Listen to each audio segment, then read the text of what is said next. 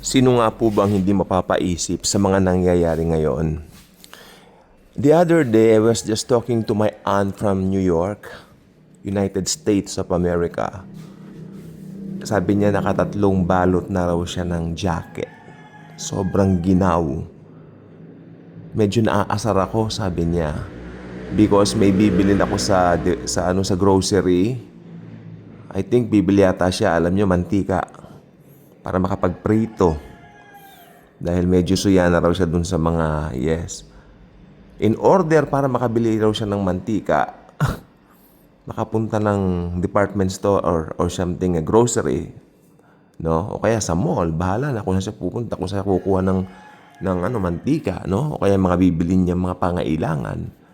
Medyo malayo, medyo, hindi naman long drive, pero magda-drive pa siya. At ginaw na ginaw po talaga siya. At sabi niya, sobrang lamig, sobrang ginaw. Diyan nga lang hindi ako makaano. Sana umaraw na. Ayun ang sabi niya. May araw naman pero sana bumalik yung dating weather. Well, mga kaibigan at mga kapatid ko kay Kristo, alam niyo sa Amerika po ngayon, napakaginaw. Sobrang ginaw. Well, sa Pilipinas po, I'm so happy, I'm so thankful, maginaw. Sa atin, ipinagpapasalamat natin ito because pag ganito ang panahon dito, we're thankful to the Lord because dito po napakainit naman sa tropical country po tayo. Okay? At sa Australia naman po, isang lugar na napakaginaw din dati, no? Ngayon po ay parang napakainit daw. It's so hot. Sabi nga nung iba, nasa exaggeration na lang na burning, sabi nila. May mga nangyayari po sa mundo. 2026, bago ito magsimula, ewan ko lang po kung natatandaan po ninyo, noong September 25, 2025 daw, magra-rapture na. So they say, September 23, 2025, magra-rapture na. Hindi natuloy, di ba? So nung hindi po ito natuloy, makinig po mabuti, importante po ito, nagkaroon ng great shift. Pag may mga sinasabi na tungkol sa mga end times, mga ganyan, marami na pong hindi naniniwala after that Imposible. One time we're talking to a believer, then napag-usapan namin yung, ang 2026 daw, worst year. Ganyan naman sinasabi nila eh. Maski nung nakaraang taon, 2025, ganyan-ganyan. Hindi nila pinaniniwalaan. Pero ako naman po, kung ano po yung nasa Bible, doon lang po ako. Pero mga kapatid ko, mga kaibigan, no? Tignan po natin yung katotohanan. Kapapasok pa lang po ng 2026, ang dami na po nangyari. Parang as if nasa kalahati na po tayo ng taon sa mga major nangyayari sa buong mundo.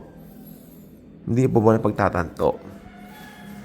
Which is yung talagang, kung titignan po natin yung pinaka-main person ng early na nangyayari po sa taon na ito ay si Donald Trump. Pinag-uusapan po talaga siya. Tandaan niyo si Marudo, di po ba yung kanyang, sa Venezuela. Natakot yung mga Venezuela, baka mag-take over daw ang US, no? Yung mga tipong ganyan. Tapos, nandyan din po sa Iran, di ba? Yung sa Iran nangyari. Tapos, ano pa nga po ba? Mga disaster nangyayari. Tulad po nito. Ito po medyo kakatwa po ito. Talagang hindi na po ito may kinalaman sa mga tao. May kinalaman na po ito talaga sa gawa ng Panginoon ng kalikasan, no? Hindi, I mean, tignan lang po niya. Just look at the big picture of what's happening sa mundo. At saka natatandaan po ninyo, Paskong Pasko, umuulan. Sa amin po, malakas po talaga yung ulan. Bagong taon, after 1 week, umulan. Kaya, ewan ko, 2026, what is this? What is this? Tapos yung barko, mabuti po yung isang sinasabi nila na baka namatayin, ligtas naman po pala yung bata, no? I'm thankful sa nangyari sa batang yon. Nakapag-text pa raw bago lumubog, sabi niya. Pero natuwa ako na nakita ko buhay pala, praise God. Hindi siya na Titanic, amen?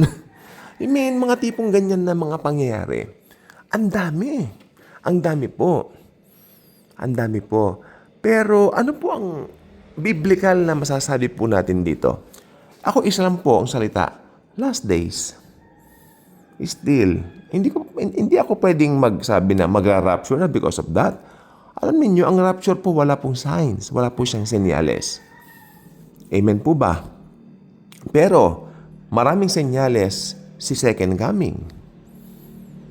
Kaya yung mga nangyayari niyan, I believe, may kinalaman yan kahit papano we can connect that to the near day of the approaching day of the Lord na paparating na sa atin. It's something like we really need to put our minds kung ano yung maging aware din tayo. Hindi ko sinasabing gumawa ka ng extraordinary. I'm not saying that. I'm just telling you, all of you, na tignan po natin, maging observer po tayo. Hindi ba napansin? Ang daming nangyari na. Pasara pa lang po ang Enero. Because ngayon po, January 28. Magsasara pa lang po after 3 days ang January. Sabi nga nung kausap po hapon, what more sa February? I do not say that, kapo, dahil February, yan po ay nasa kamay na po ng Panginoon.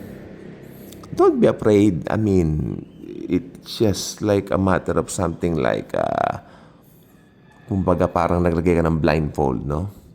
It's not because na parang nagbibingi-bingihan ka or something, no. You're putting a blindfold in your eyes dahil pag naka-blindfold ka, gusto mo na lang tignan si Kristo. No? Gusto mo makita siya na siya na lang. Pag naka-blindfold ka ngayon, mas maliwanag po sapagkat nakikita mo ang kaliwanagan ni Kristo. Kaya sa nakikita mo ang paligid mo, mas mabubulag ka talaga. Dahil mabubulag ka sa mabubulag ka sa kawalan ng pananampalataya. Diba? Sabi nga ng Bible sa Hebrews, let's put our gaze or our eyes on Jesus. Siya po yung author and perfecter ng ating faith, which is true.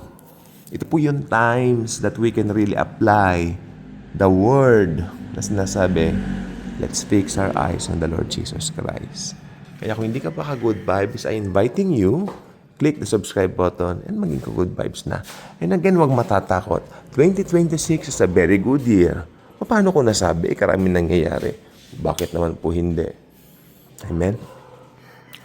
We have Jesus Christ. We have His love. We have His grace. Therefore, bawat taon, napakaganda at napakamabiyaya. God bless po.